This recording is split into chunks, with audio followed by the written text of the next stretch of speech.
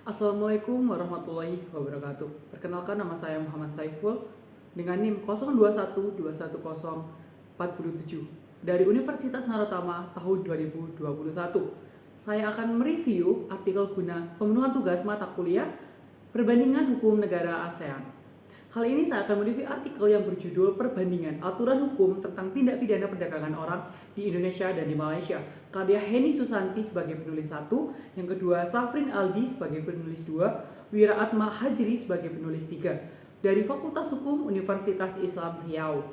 Berdasarkan isi artikel tersebut, tidak secara eksplisit menjelaskan atau menyebutkan apakah perbandingan hukum yang dimasukkan adalah perbandingan hukum sebagai metode atau perbandingan hukum sebagai ilmu.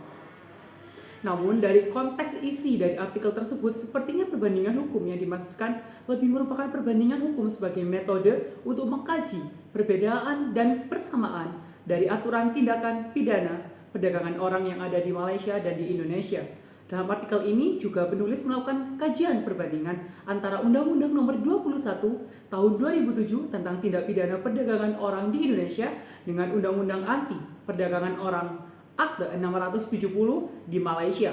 Perbandingan ini dilakukan untuk melakukan atau melihat unsur-unsur tindak pidana perdagangan orang dan pengaturan sanksinya di kedua negara tersebut, yaitu di Indonesia dan di Malaysia, sebagai masukan untuk pembaruan hukum pidana nasional di Indonesia di tahun selanjutnya.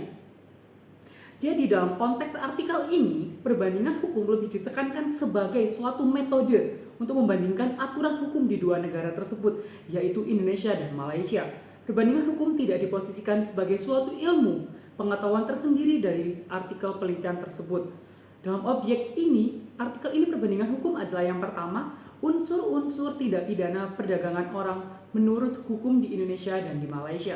Dalam artikel disebutkan bahwa di Indonesia diatur pada Undang-Undang Nomor 21 Tahun 2007 tentang tindak pidana perdagangan orang, sedangkan di Malaysia diatur dengan Undang-Undang Anti Perdagangan Orang Akte 670. Yang nomor 2 yaitu pengaturan sanksi pidana terkait tidak pidana perdagangan orang di Indonesia dan di Malaysia. Artikel ini menyebutkan bahwa tindak perdagangan di Indonesia bahwa memiliki kelebihan dalam hal penjatuhan sanksi pidana dibandingkan dengan Malaysia. Jadi dalam artian tindak pidana atau penjatuhan sanksi terhadap tindak pidana tersebut di Indonesia lebih tegas dibandingkan dengan Malaysia. Jadi lebih spesifik lagi, objek yang dijadikan perbandingan dalam penelitian ini atau artikel yang dibuat oleh penulis ini yaitu unsur tindak pidana dan pengaturan sanksi pidana dalam perdagangan orang di Indonesia dan di Malaysia yang sudah diatur oleh ketentuan yang ada di Indonesia dan di Malaysia. Kemudian, setelah melakukan ada objek di artikel tersebut, kita juga ada persamaan juga. Yang pertama yaitu unsur tidak pidana dan pengaturan sanksi. Itu terkait sudah ada undang-undangnya.